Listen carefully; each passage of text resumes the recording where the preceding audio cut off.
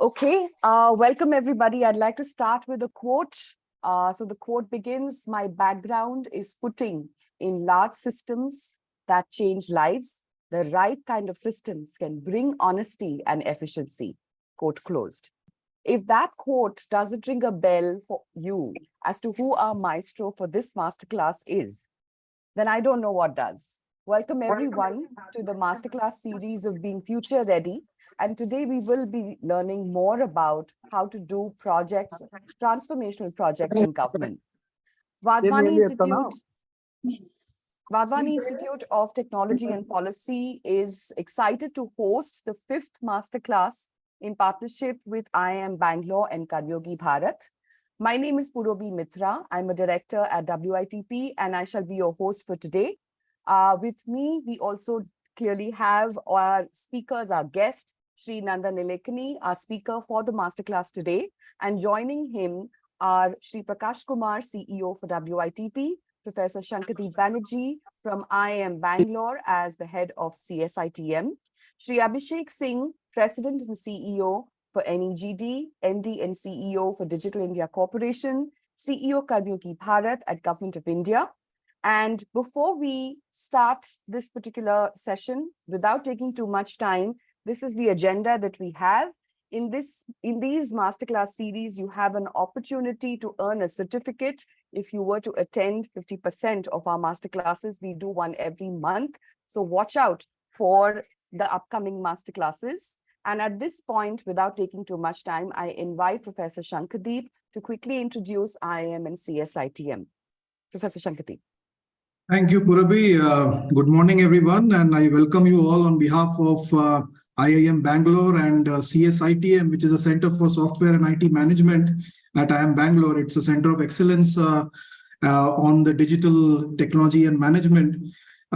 So that's the external interface that IIM Bangalore has on this area to interface with government and industry. And we started in 1998. And it was actually thanks to Infosys and Mr. Nilekani's company, so that we got seed funded, and we started a long time back, and we are still here. So that's great. And so we have been connecting management researchers globally from top universities, and we have also been working closely with industry, and we have gotten a lot of speakers. Our focus areas have always been around digital technologies, latest, current, contemporary digital technologies. And currently it is focused on AI and digital transformation, product management, and also digital governance and policy, where this masterclass series have come in, and we have partnered, and we are happily partnered with Wadhwani Foundation, WITP, Karmayogi Bharat for this masterclass series. And on that, we have had wonderful speakers, and today's event is extra special because we have Mr. Nandan Nilekani today. So I'm very eagerly looking forward to this talk. So this particular event has got the highest number of registrations so far in this masterclass series. So so on behalf of IIM Bangalore and CSITM, I welcome the speaker and the panelists and all the participants. Thank you. Back to you, Purvi. Thank you, Professor. I now invite Shri Abhishek Singh to introduce Karmayogi Bharat to us. Sir, all over to you. Thank you, Purabhi, and it's my honor and privilege to be on a panel with somebody like Mr. Nilekani, who has led transformational projects in the government, and there's no one better than him to talk to this as part of our Karmayogi Talk series. As we know, Karmayogi Bharat is the initiative under Mission Karmayogi, where we are building up an LMS platform for building capacities within the government.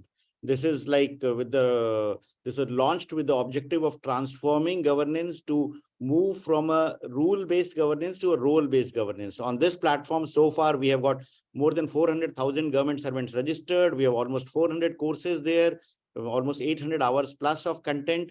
And yesterday only, we reached the milestone of 200,000 hours of learning. So it's something which has been built very recently, but it's ramping up very fast. It's built currently on an open source platform. It has got world-class courses that tag to competencies, so that we are able to identify which role in the government requires what competencies, and we are able to assign the right people for the right job. It enables anytime, anywhere learning, because it's something like an edX or a Coursera for the government. It's self-paced, and it also provides, apart from the learning hub, a networking hub, a discussion hub, kind of wherein people can engage with other learners, engage with mentors, ensure that they are able to get more resource materials.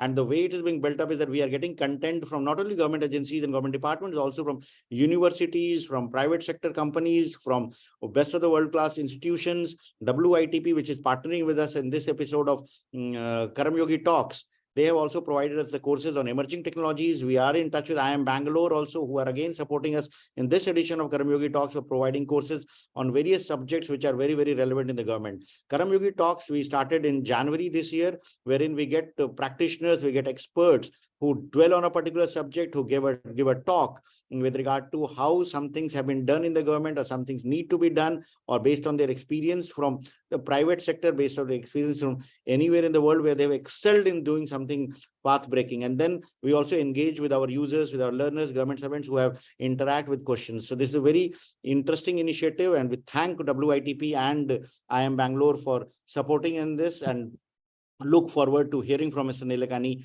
with regard to how to build, implement large-scale transformation projects in the government. Thank you, Purvi. Thank you, sir. That was really nice and elaborate and interesting. I now invite Shri Prakash Kumar, CEO for WITP, to introduce Wadhwani Institute of Technology and Policy at Wadhwani Foundation. Sir, on yours. Thank you, Purvi.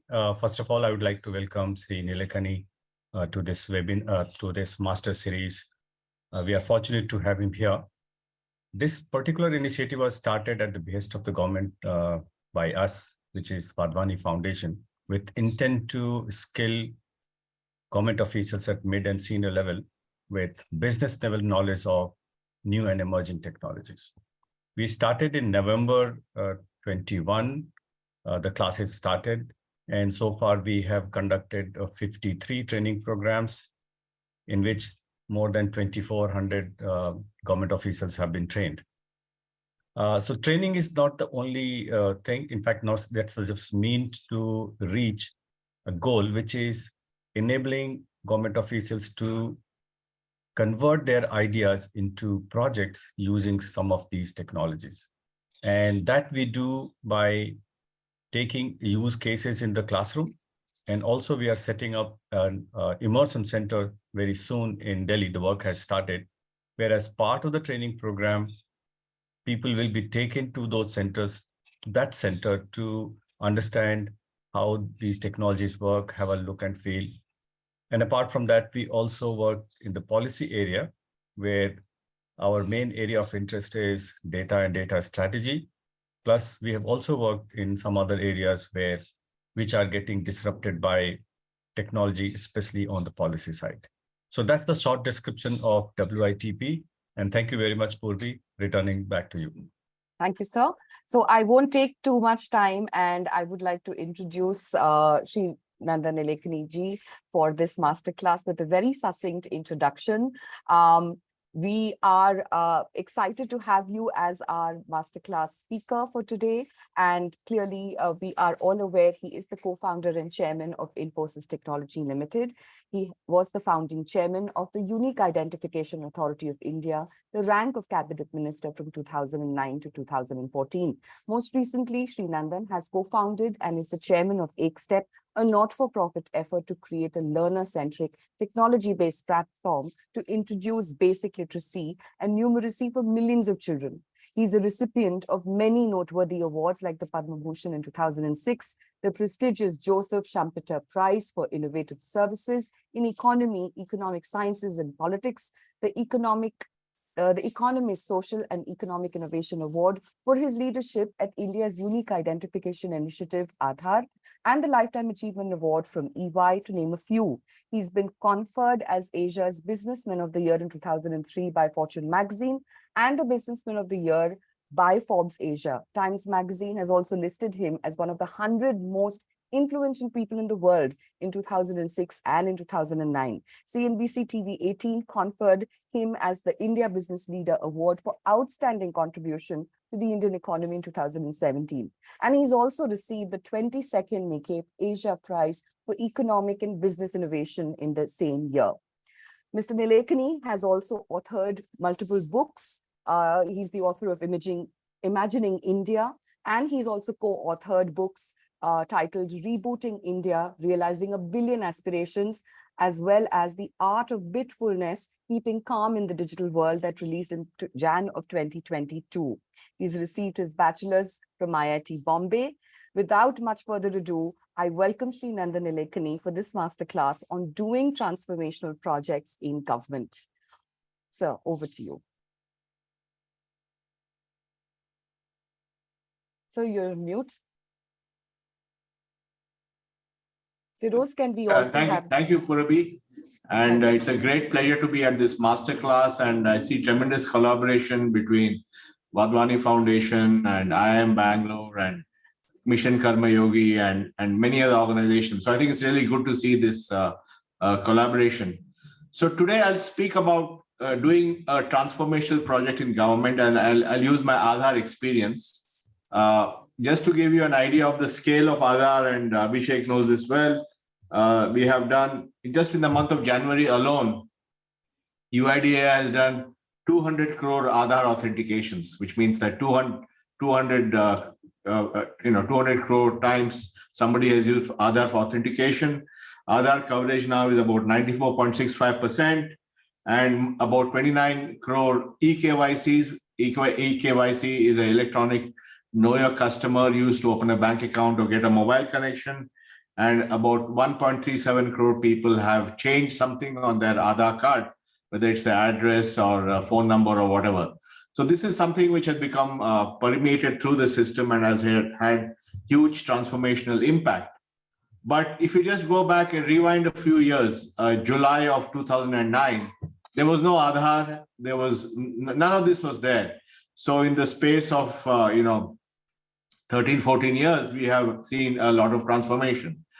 And I think the fact that there is transformation, nobody will argue. But I think the purpose of my talk today is to get you behind the scenes on how this happened and what did we do to make this happen and what were the strategies and discussions and designs we did to make it successful. And I hope to share that with you. So I was invited by the then government to join as a cabinet ranked person in July 2009. And my first order of the day was, how do I make this happen? Because all I had at that time was the cabinet approval for creating a body called the UIDAI and a one-page thing on what it should do, which was to give a unique ID to every resident. So that was my starting point. And I first had to think about what should the strategy be. So I assembled a team of people. So first of all, the team building that I think we did in UIDAI itself was very unique. I brought a combination of fine officers from the government as well as excellent technologies from outside the government. So the first thing is that I created a diverse team of people. I was very lucky that in the government, I was able to get officers like Mr. Ram Sevak Sharma, who was my CEO and who later on went to become Secretary IT and Chairman of TRAI and most recently as CEO of NHA, a very unusual officer who did his master's in IIT Kanpur and another master from University of California. So he was really a techie at heart in the IAS. And I had other people like Ganga, who was from the Indian Audit and Account Service, who was our CFO. I had a young officer from Karnataka IAS, Shrikar, who was my PS. So on one side, I had many, many great officers from the Indian bureaucracy.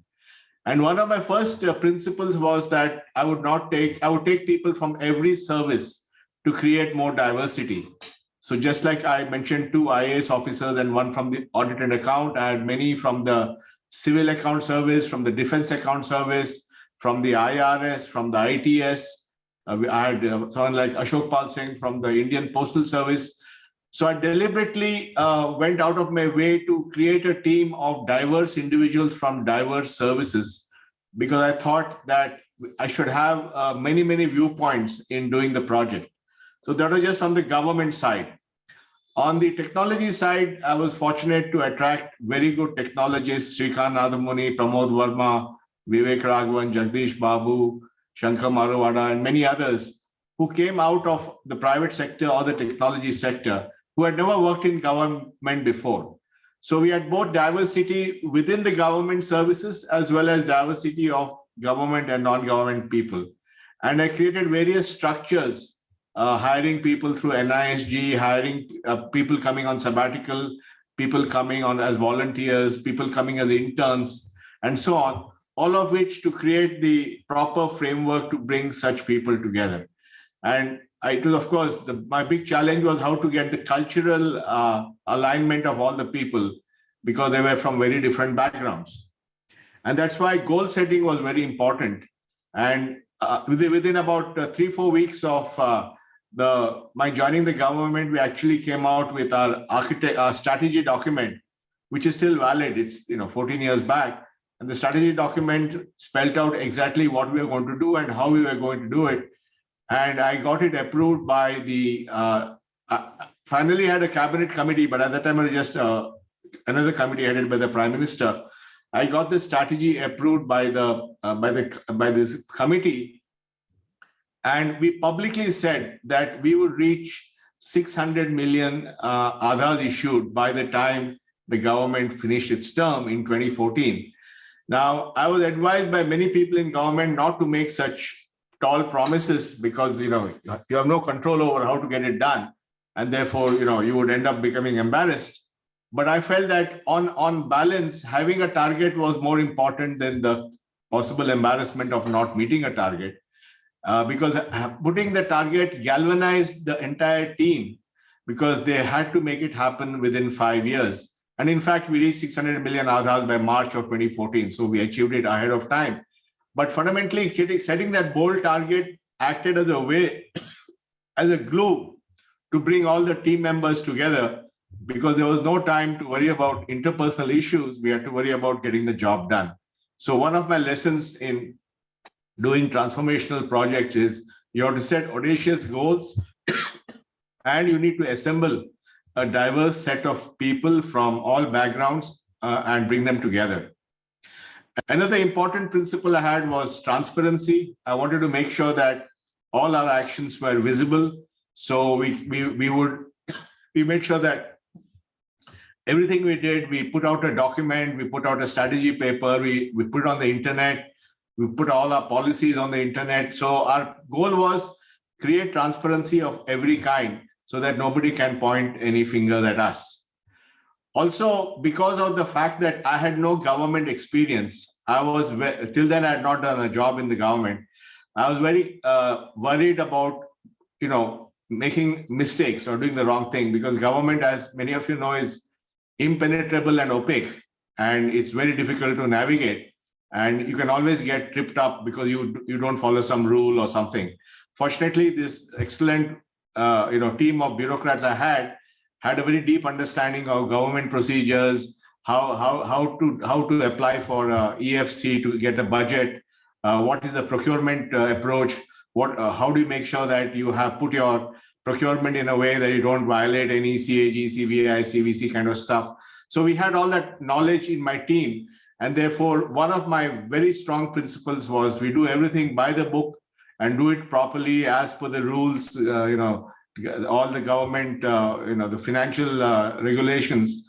I didn't want tomorrow someone pointing a finger at us. And I must say that everything was done properly, and we never had anybody actually say anything about our operations, and it went off seamlessly.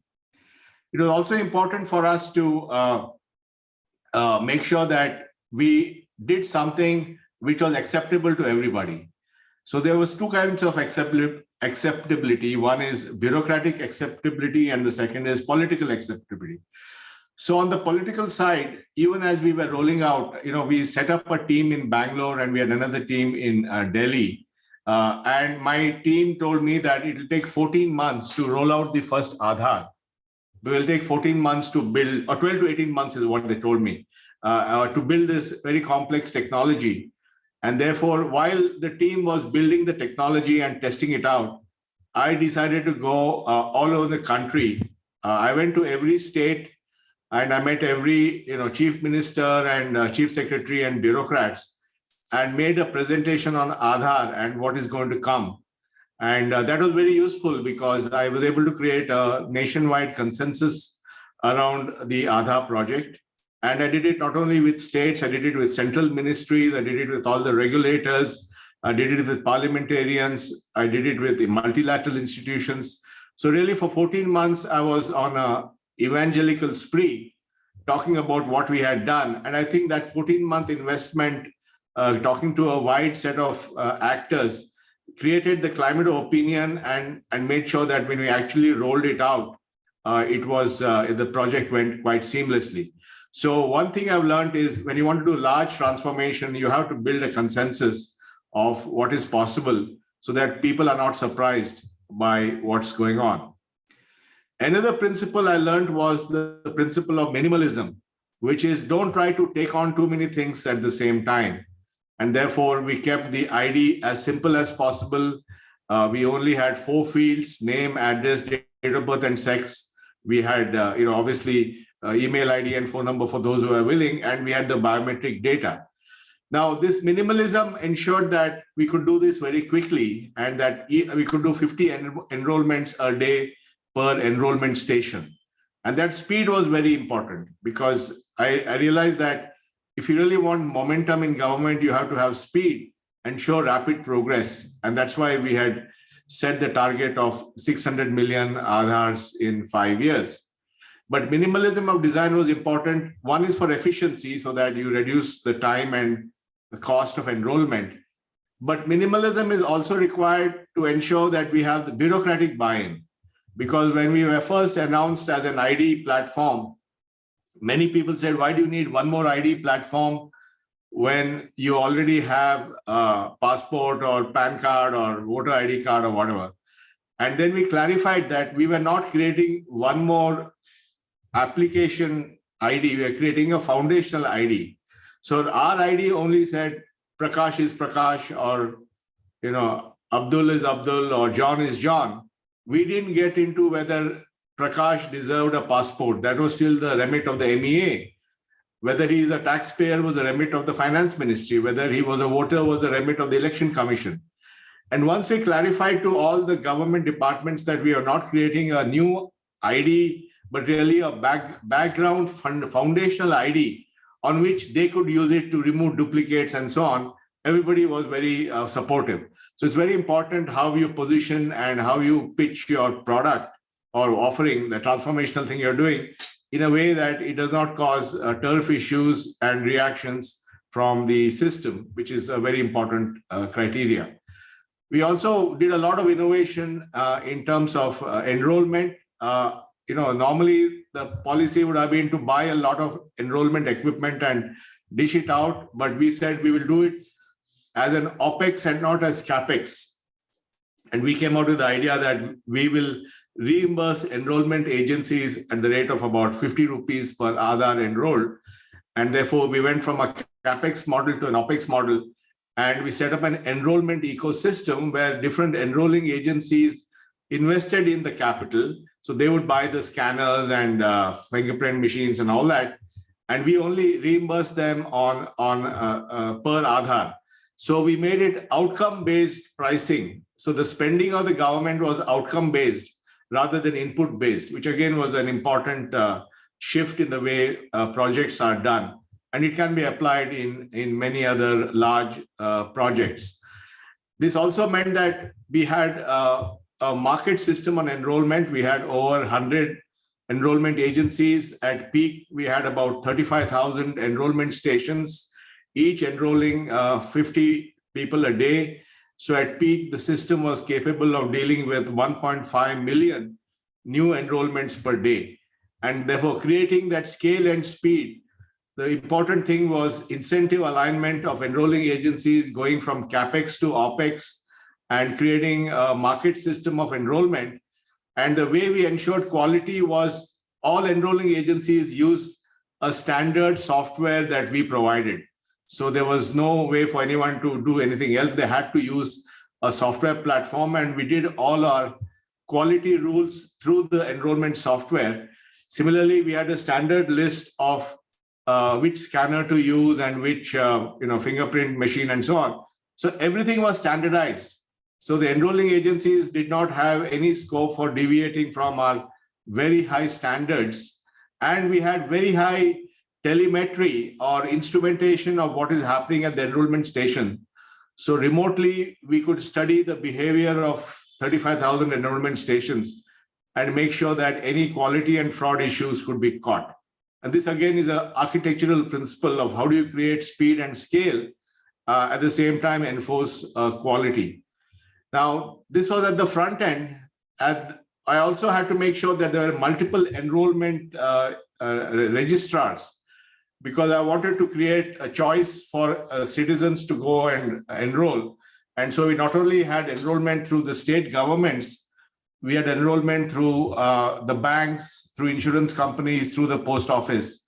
So creating a multi-registrar model was extremely important to create competition and choice, so that customers, in our case, the residents could access.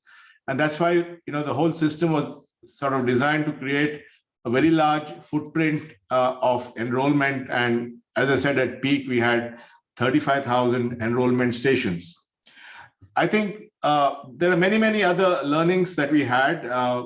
We had to learn how to, I had to learn how to do budgeting in the government, how to prepare an EFC, how to argue the case in front of the expenditure secretary and so on. And we also had to, I also was very clear that all of us were not going to be there forever. I was not creating a new bureaucracy. So I was clear that we would have a basic set of people, but by the time we all wrapped up, it was entirely taken over by the system, because the system had to own Aadhaar. And we were very fortunate that over the years, we have had excellent CEOs at Aadhaar. And today, for example, we have Mr. Saurabh Garg, who's leading it with such distinction. So I think we've been able to create an institution, independent institution within the government with proper leadership, proper rules. And then, of course, we had to deal with many other issues. We had to create political consensus. When the government changed, I had to meet the Prime Minister, and he was very gracious, and I think gave full support for Aadhaar. So how do we navigate when you have a large multi-year transformation? How do you make sure that it is carried on even when the political system changes? So that's another important lesson. And also I had to deal with the court system. Many people went to the Supreme Court and argued that Aadhaar was a violation of privacy. We believed it was not so. We fought the case. And in fact, the Aadhaar case was the second largest case, longest running case in the Supreme Court, I think after the Keshavanand Bharati case. And at some point, the question was asked, do Indians even have a right to privacy? And the Supreme Court set up a nine-judge bench and said that, yes, Indians do have a right to privacy, but that can also be, has to be in the framework of government policy. And after this huge path-breaking judgment, the Aadhaar law was tested against the Supreme Court case, and Aadhaar law was upheld 4-1 in the Supreme Court. So there's a whole other journey that Aadhaar went through, which was how to make sure that it came within the framework of law, privacy, and all that. So anyway, I think there are many, many aspects to this project, and I had the pleasure of leading it for 5 years, and I was very delighted that many of the people after that took it to even greater distinction. In fact, Abhishek Singh was a young officer who was present in my first meeting to discuss Aadhaar with the Ministry of MeitY in 2009. So many of the people who are doing leadership roles today were also there at that point, which also shows how in government continuity comes through different generations of leaders. And so, but I think I will stop here. There are many, many nuances to what happened. And it could take a long, long time to talk about it. But I think my message is, yes, you can do transformational projects in government. I think this is proof of that. It is not easy. It takes time. It requires strategic thinking. It requires team building. It requires minimalism in design. It requires incentive compatible design. It requires creating a bipartisan approach. It obviously requires very, very high quality technology. So many parts to it, but it can be done. And I do believe that it can be done over and over again. And when you look at India's challenges, only by doing transformational projects can we move faster to our goals. So with that, I'll stop here and happy to take questions.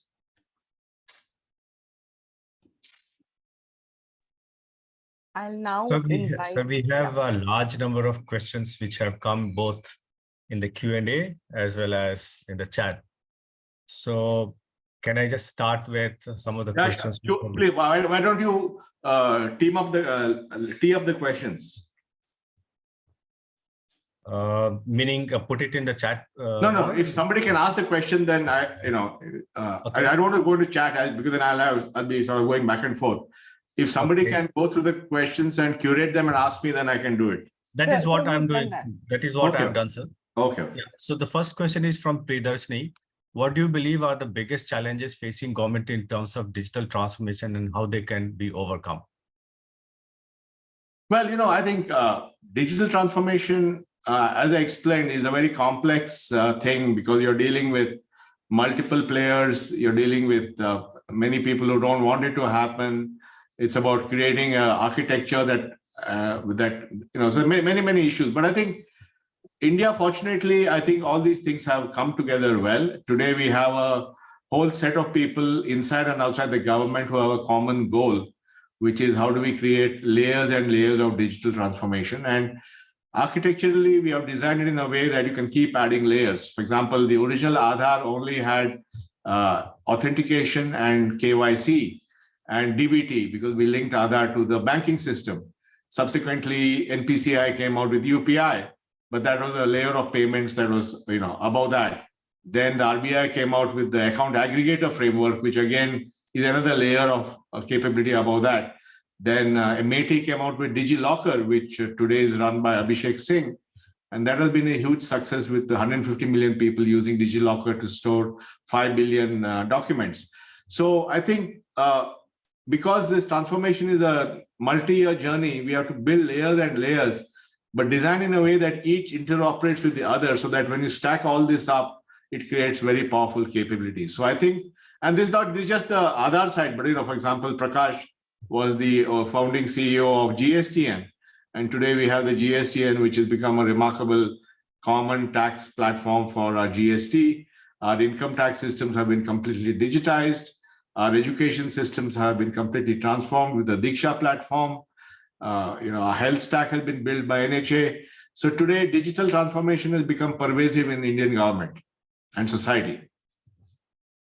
So the second question is from, there are lots of government officials here. Once Narendra Bhushan, who worked with UIDI as a DDG, currently he's Principal Secretary, IT, Uttar Pradesh. His question is, I'm trying to work on solutions on delivery of public services through online, mostly achieved, real time, 20% in self-service mode, just beginning.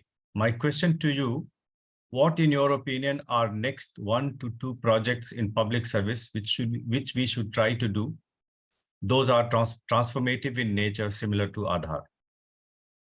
I think there are many, obviously, when we design in public service, we have to design for universal access.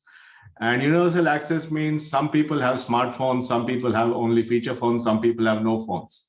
And therefore, I think designing for universal access is very important. We will design for both self-service and assisted service, because people who are literate and have a smartphone can all do self-service. But if I'm an illiterate villager and I want access to my money, I need to go to a BC and withdraw money, and that's assisted service. So I think some of the transformational things going forward, one is going to be in language. And today, the MAT has a program called Bhashini, which is to create the world's best Indian language multilingual translation capability for 22 Indian languages.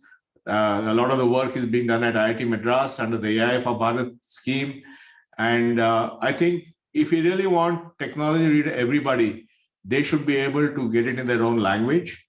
And once we have the complete infrastructure of Bhashini, then every government service can be delivered in 22 Indian languages in speech or in text. And we think this is very important. This is not far away. For example, NPCI is implementing voice recognition of payments in any language. So I can give to my feature phone, I can give a payment instruction in Hindi and it will implement the payment instruction. So I think language is going to be a big use case. The other big transformational thing, of course, is going to be using AI. Even the language is based on AI, but using AI to make government services more accessible. So I think language and AI and bringing in much more learning technology in education, all these are big opportunities in India. Sir, in today's world, we can't be behind. I mean, looking at what excitement has been generated by GPT-4. So the next question is from Nanda Dulal. What kind of innovations are expected in government projects in view of growing adoption of AI technologies like GPT-4? Actually, in my view, India has been a leader in applying IIT for public projects. I'll give you a few examples. In fact, Prakash knows when he was at GST, there is AI being used at the back end of GST to catch fraud. And one of the reasons of the buoyant tax collection is our compliance has improved. And one of the reasons the compliance has improved is if somebody tries to create, fake credits in invoices and all that, we can easily catch that with AI. So that's one example. Second example is in liveness detection in Aadhaar authentication. Today, across the board, we have liveness detection.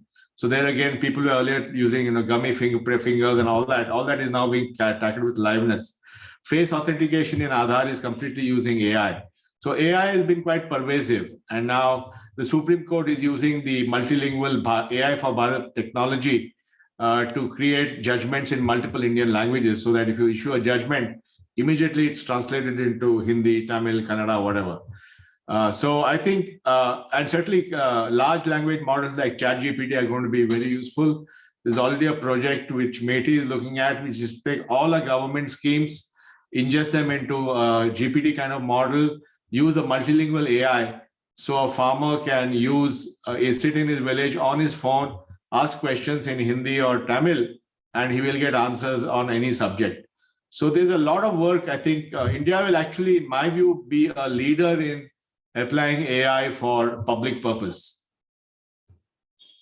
Sir, this is a little different question from Mr. S.N. Tripathi. Can I request him to raise hand so that he can ask the question? Now onwards, we can request them and then they can ask questions.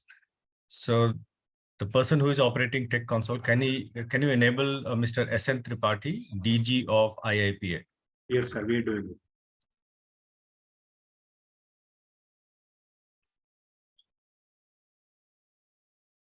And then next we'll have Mr. Vinay Kumar. He's another IS officer who has raised a question. Can I, sir? Am I audible? Yes, you are. Yes. Go ahead, Mr. Tripathi. Nandan sir, I respect you a lot because I was also IT secretary when you visited Orissa, and I have a lot of respect for you. I had a very small question. Did you ever felt like a fish out of water while sitting on National Bank, at least initially? Over to you. No, it was obviously very difficult. I had spent all my life in the private sector. I had no idea I had some idea how government worked from the outside, but knowing how it worked from outside and inside are two very different things. And that's why I decided to surround myself with top bureaucrats and top technocrats. Because I think they were, I think having the best team is very important. And I was very lucky to get people like Ram Sevak ji and Ganga ji and Srikar and Ashok Pal and many, many others. What is, and in fact, even that was made possible by an IAS officer, my friend KP Krishnan from the Karnataka cadre. When I got this job, I went to KP and said, KP boss, you got to help me find some people to do the project. And he found Ram Sevak and Ganga and Srikar for me. So I think I've always relied on my, connect network and people I know. And I realized that you can't do something like this alone. You need a fantastic group of people with you. And so it was a very difficult experience for me. And I had to have a very steep learning curve because I was learning on the job and I had to make sure I didn't put my foot wrong. And I did many things. I'll give you a simple thing I did. I went to every state, every week I would take an early morning flight and go to Ranchi or Patna or Guwahati or whatever. And that was very good because I went out, I did a reach out, to outreach to all the states. Similarly, when our chief minister came to Delhi, I never made him come to my office. I always went to the Bhavan. So if I had to meet the chief minister of Bihar, I would go to Bihar Bhavan because for him, Bihar Bhavan is a little piece of Bihar in Delhi. And that was my way of signaling that, you're important and I will not make you come to me, I will come to you. So these are all basic human lessons, not with government. But I think all this helped me to create a sort of a consensus in the system. And the other thing I learned in government was I'm not into hierarchy and all that, Yeah. Whereas many people are very hierarchy conscious. So that was actually to my advantage because I would speak to the minister, to the secretary, to the principal secretary, to the joint secretary, to the director, to the deputy director, to the guy at the door who was opening the door for me. So because I talked to everybody, I actually had a much better idea of what is happening than anybody who only talked to his level, So I think in some sense, being an outsider helped me to crack the system a little better. Can I ask one supplementary? Yes, go ahead quickly. Sir, I mean, you are a Padam Vibhushan. We will hope that you will get Bharat Ratna also, the real Bharat Ratna, which I feel. Did you ever felt like quitting? No, there were at least 7 or 8 occasions when I thought the game was up.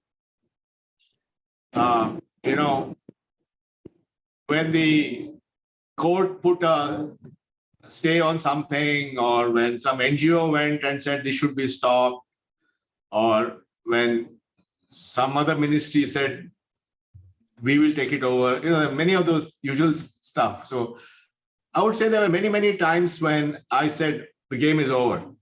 I won't be able to get through this one. So I had to really navigate that. But I think at the end of the day, I don't think there was any day when I said, I'm going to quit and go back home. I think I said, I got to see this thing through. So that was non-negotiable for me. Thank you, sir. Mr. Vinay Kumar, and next we'll have Vinayak Sen.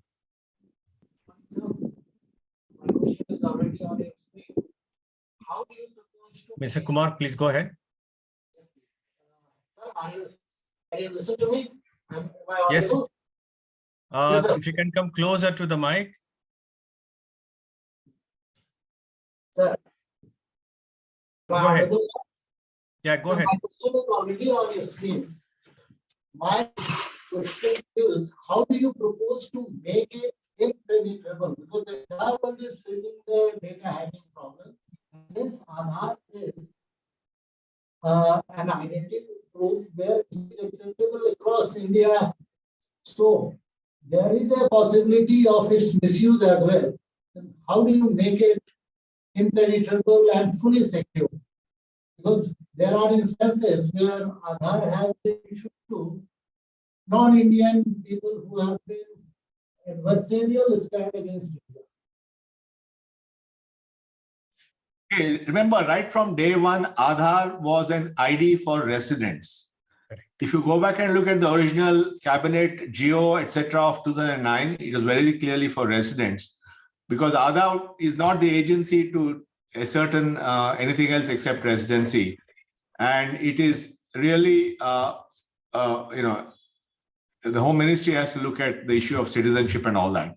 So the whole thing was for residents, and the idea was that once every resident has an Aadhaar, then you can also, somebody else can figure out whether they should be a citizen or not. So Aadhaar was always a resident's ID, it was not a citizen's ID. Vinayak Sen, please go ahead. And next we'll have Naveen Srivastava, who is Special Secretary IT, Government of UP. Sir, you can move to the next question already, sir. Okay. Naveen sir's question. Yeah. Yeah, Naveen, please go ahead. Good morning, sir. It's Kumar Vinith here. I'm Special Secretary IT Government of UP. Actually, I'm taking the Naveen Shrestha ID because I could not connect. My name is Kumar Vinith. My question is, sir, that when we have Aadhaar linked to every ID, Naveen, we lost you all in bank between. Can accounts you and repeat the everything. question? Why Can you can't I have repeat just, sir? We lost My you in question between. is Can you that, repeat the question? Yeah. Sir, can you hear me now? Yes. Sir, it's Kumar Vinith here, sir, Special Secretary IT Government of UP. My question is, when my Aadhaar is linked to all my bank accounts and every fintech activity, then why can't we have just one Aadhaar for all the plastic cards that we have, and we can just come down with our carbon footprints also? That is not a decision that Aadhaar can take, because Aadhaar is only providing the thing. Now, but also there are market forces, right? I mean, if I'm using a RuPay card, that will be one plastic card. If I'm using MasterCard, another plastic card. So I don't know if they can bring it all down to a single card. Wherever possible, we can ensure that Aadhaar is a common thing. For example, KYC. I think one of the things we did was we got PMLA, Ministry of Finance, Department of Revenue, to get Aadhaar KYC as good enough KYC under the PMLA. And then we got all the regulators, RBI, SEBI, PFRDA, IRDA, TRAI, etc., all to accept KYC. So we can do it by going to individual departments and then convincing them to adopt it. It's very difficult to say there should be one plastic card for every application. But the best is to go to no plastic. I mean, today in India, if you look at it, all our payments don't have plastic. In India, in 75, since independence, we have only got 7 million POS machines. But in 3 years of UPI, we have 50 million QR codes where there's no plastic, and I just point my phone at the QR code and make a payment. So in some sense, we should go beyond plastic. And as Abhishek said, I think one of the big successes, and I want to give my congratulations to Abhishek, is DigiLocker. DigiLocker was conceived in 2015 when Ram Sevak Sharma was the IT secretary, and along with Dr. Pramod Verma, the chief architect, they came up with DigiLocker. But DigiLocker today has become a phenomenal success. And it already has 152 million people using it and more than 5 billion records.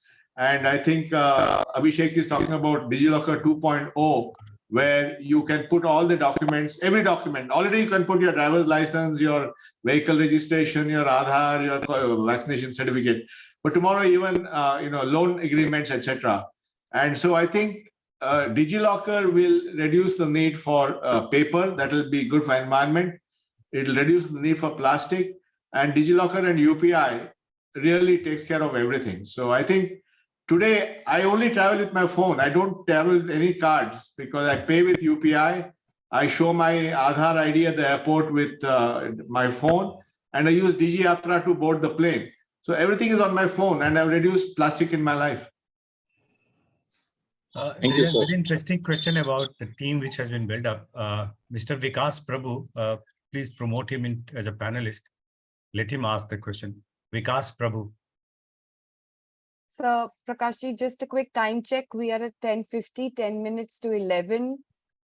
Depending on Nilekani, sir, we can perhaps extend it by another 5 or 10 minutes, sir, as per your convenience. Thank you.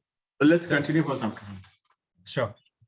Are you able to upgrade him here? Okay, let me read out, sir. Vikas Prabhuji. Yeah, Vikas Prabhu, is he there? Mr. Vikas Prabhu, please go ahead, ask your question to Mr. Nilekani. Please unmute yourself.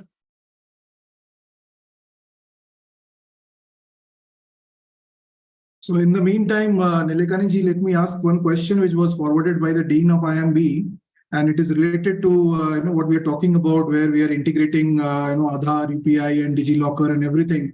So it is regarding the role of cybersecurity in these kind of large-scale government projects. So how would you advise government officials go about planning for cybersecurity and be careful about any kind of vulnerabilities that may exist? Because I guess nowadays with great data comes great responsibility. So what would be your advice for that? No, I think it's a very, very important issue. I think cybersecurity is very important. And as India digitizes more and more, we will have more and more possible vulnerabilities. I think there are many, I mean, it's not the forum, but there are many ways of thinking of secure by design. So designing with security in mind, privacy by design, making sure that information collection by design is limited so that there is, privacy issues and so on. So there are many principles, and by and large, these principles have been used in most of the projects that I have talked to about today. However, there are definitely vulnerabilities in India, and we know now that cyber is a form of, it's a part of global geopolitics. Countries use cyber as a way of attacking other countries, and we have to be extremely, extremely careful. Mr. Vikas Prabhu. I think he can't speak. Okay, so let me read out. As Mr. Nilekani said, he managed to assemble quite a brilliant team, tech experts like Pramod Verma, Sanjay Jain, Vivek Raghavan, who continue to spearhead various India Stack initiatives. I wonder if it was just pure luck that such amazing people became part of the team, or was there any special incentivizing strategy that Mr. Nilekani used to pick and choose the best heads for the job? Also, was this work accomplished only with the help of volunteers, or was there also private players, firms, individuals that were involved in Aadhaar journey? Well, the incentive was a chance to change the country. That was the incentive. There's no other incentive. So, I think we underestimate how much the power of purpose is.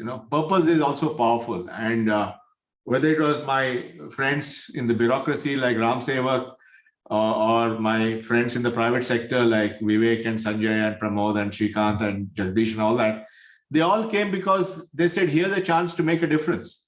Here's a chance to contribute to a transformational project. They didn't come for money. They came because it was a chance to make a difference. So I have found that purpose, especially transformational purpose, large audacious goals, have their own incentive, and it attracts people. And of course, I was very, very lucky to get such a phenomenal team assembled. But it's also because they were attracted by the purpose. They felt that this was a chance for us to change the country. And that's why they all came. And of course, many of them joined. Obviously, on the government side, they were all government employees. On the private side, some of them joined as consultants to the NISG route, the National Institute of Smart Governance, through which we could get technology talent. Some of them came on a sabbatical from their employer. So they were not paid by us. They were paid by the employer, but we made sure they didn't work on anything where there was a conflict. Some of them came as volunteers. Many techies who had made enough money said, I don't need money, I'll come as a volunteer. And then we had a lot of young people come as interns who brought in youth and freshness. So we had many, many ways to assemble people together. Sir, a related question, what you said earlier.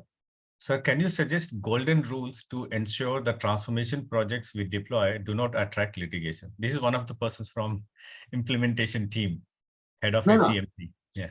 I told you the Aadhaar case was the second longest running case in the history of the Indian Supreme Court. So believe me, I did attract litigation. So there is no way you can avoid litigation. But I think it's very important to follow the rule book. And I found that if you do things systematically, like procurement, for example, I made sure that all our procurement was by the rule book or the financial, GFR, General Financial Regulations. I made sure that all the financial decisions were by the rule book. So, I was very clear that everything would be done by the rule book, and I would make everything transparent. I didn't want anyone to say that some decision is being made, some fellows are not telling us that. Everything was out of the public domain. So it was just so putting it in the public domain was in some sense my defense against anyone attacking the project. So it can be done. I mean, our procurement, there's not been a single question on a procurement, even though we may have spent lots of money, because we did everything very, very properly. So this is another question from startup. How to scale up projects on emerging technologies while working with the government, keeping in mind the challenges for a startup. So some startup which is trying to work in the area of governance. No, See you know, how I think it is, unless the government has a specific policy for encouraging startups, it's often difficult for startups to work with government because the government interaction is very time consuming and you'll spend a lot of time in spinning wheels trying to get something done. Also, often decision making can take time. Then there's this whole L1 business. So then you have to be the cheapest and so on. So I think it's better to look for government projects where there's a stated intention to bring in innovation, maybe through a sandbox method or something, rather than generally trying to sell to government, which may be time consuming. So this question we received from Mr. Saurabh Garg, Secretary IT Government of AP yesterday. He's not here, I believe. How do state governments leverage the digital platforms in sectors such as health, education, etc., that are in the state list of subjects? How should Government of India incentivize adoption of such platforms such as Ayushman Bharat Digital Mission or Bhashini? I think today the states have enormous capacity to leverage stuff. Obviously, the India Stack infrastructure any state can use. So if I'm running a state scheme, I can do that on the same infrastructure, which is being done. Andhra Pradesh is a good example of that. I think Bhashini libraries will be used everywhere. I know that Tamil Nadu is launching a major learning program using in Tamil and English for children using some of the Bhashini work. So that any state can use it. It's all open source. It's available with AI for Bharat, etc. The health stack, again, I think all the standards are out there. Ayushman Bharat Digital Mission, electronic health records, interoperable service. It's all there.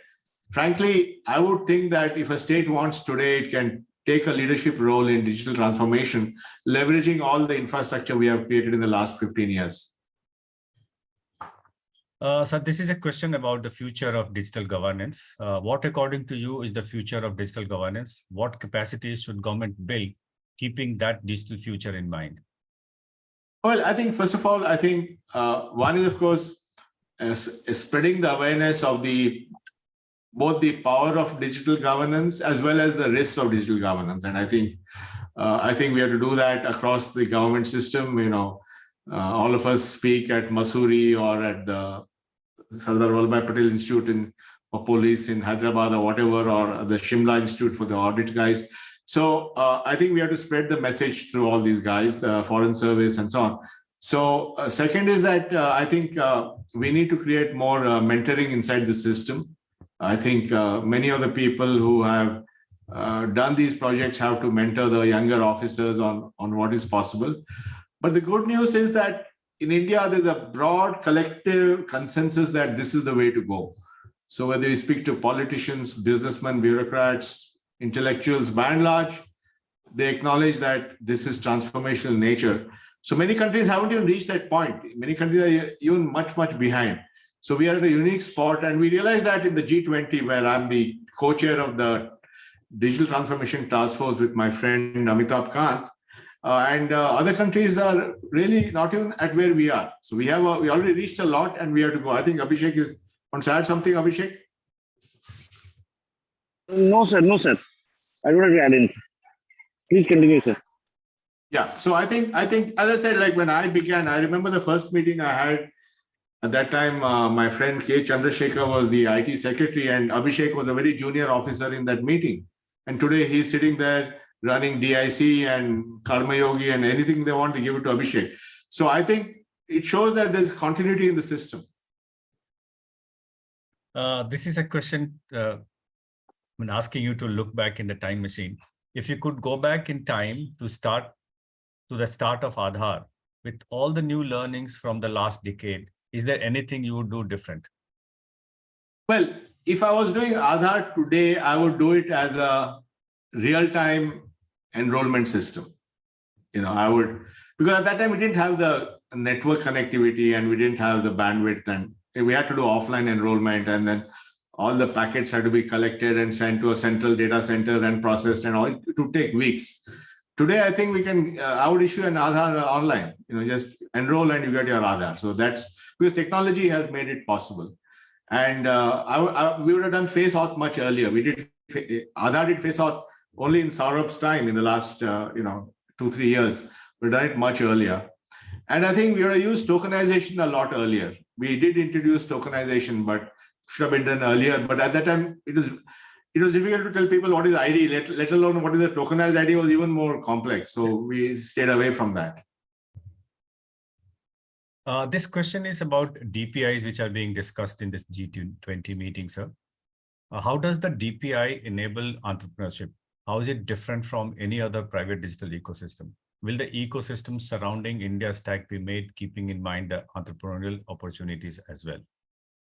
Oh, absolutely. I mean, the whole idea of DPI is not just government. The idea of DPI is to create a set of population scale public rails which have interoperability, competition, innovation, and then allow private companies to innovate. And UPI is a great example of that.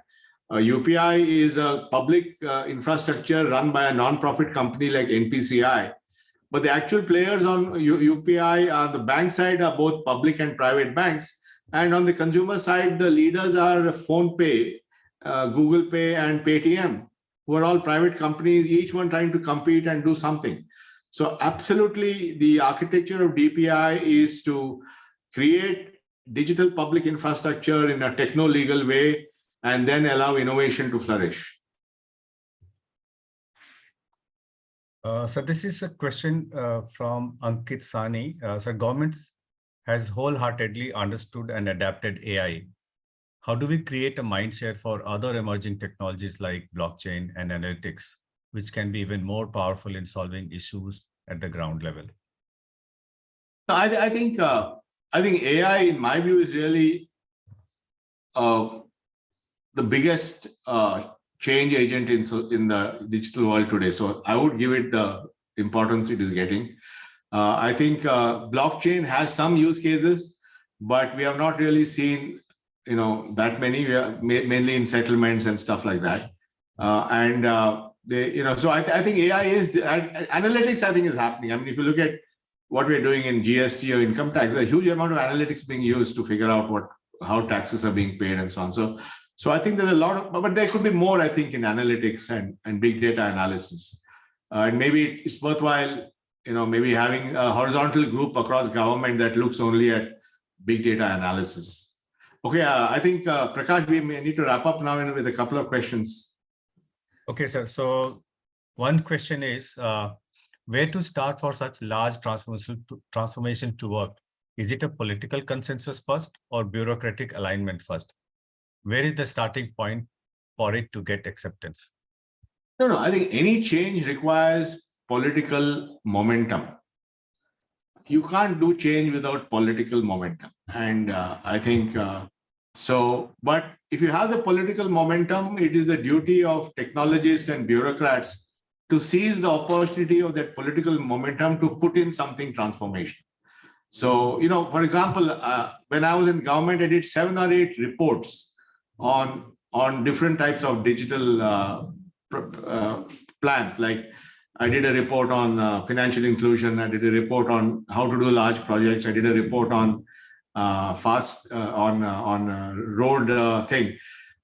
I did a report in 2010, which laid the foundation for FASTag. And for many years, it didn't really go there. But at some point, the political will was there to make FASTag successful. And today, FASTag does 3 billion transactions a year, where everybody is paying on the highways. So I think those of us who want digital transformation have to lay some of these reports and tools in place. And sooner or later, there'll be political will which will want that, and then we can make it happen. And of course, bureaucratic alignment is super important. Thank you very much, sir. I think we have overshot the time. I have one question. Yes, please, Abhishek. Sir, one question from my side, sir. Mission Karmayogi, sir, we are of course trying to build capacities within the government for all sectors. But given your vast experience, sir, and you had done a report with regard to dealt with HR issues for implementing digital projects. So what do you think, sir, should be done, or what Mission Karmayogi should be doing to ensure that we are able to build capacities within the government for implementation of large-scale digital transformation projects? No, I think that's a good question, Abhishek. I think we probably now need to package both a course and a series of courses only around digital transformation. And they are new. These courses don't exist because nobody's done this. So I think we have to leverage the human capital in India across the public and private sector and actually encapsulate the learnings like we are doing in this session, and then have a proper course in Mission Karmayogi, and then also combine that with the training at the institution. So whether it's Masuri, LBS, or whether it's Vallabhbhai Patel Institute in Hyderabad or whatever, we have to combine the online things on the Mission Karmayogi with the classroom in there, and create some hybrid courses and create a track where we are actually verifying and credentialing officers from across the government on digital transformation. Thank you. So Thank you, just sir. to tell you on that, sir, that's what exactly we are doing. We conduct offline classes, classroom basis for mid and senior level people. And also we are creating courses which are hosted on iGot. So it's whether AI for digital transformation, introduction to ET, data-driven decision making, drones, blockchain. So that we are able to give them a business level understanding of what these technologies are with lots of use cases, sir. I think it's great because India is the first and possibly and now the only country in the world which is transforming itself through digital transformation. It's using digital transformation to improve economic growth, equity, job creation, learning, etc. Nobody has done it as ambitiously as what we are doing. It's very important we capture that and spread the message. Great. Thank you so much. First and foremost, I want to profusely thank our speaker, Mr. Nandan Nilekani, sir. I have to say this to you and to all of us present over here. This has been the most raciest of all masterclasses, not to ignore the ones that we've had before, but I think this masterclass session, we've not had a moment of breathing, which is amazing. And then I think completely heightens the excitement of all of us who look forward for this session. So thank you so much for coming and conducting this session for us. This has been so profusely enlightening as well as valuable for all of us. In case there are any specific questions that we still think need answering, perhaps we'll reach out to your EA and perhaps we'll seek some support there. But at the end of the day, I would also like to thank all the people who've joined us today. Thank you for making this so excitable. This session again has surpassed the top masterclass sessions that we've had. So we are excited, we are looking forward, and stay tuned for each month because we have more sessions coming. Thank you everybody for joining us today. Thank you. Thank you. See you guys. Thank you, sir. Bye-bye. Thank you. Thank you. Thank you.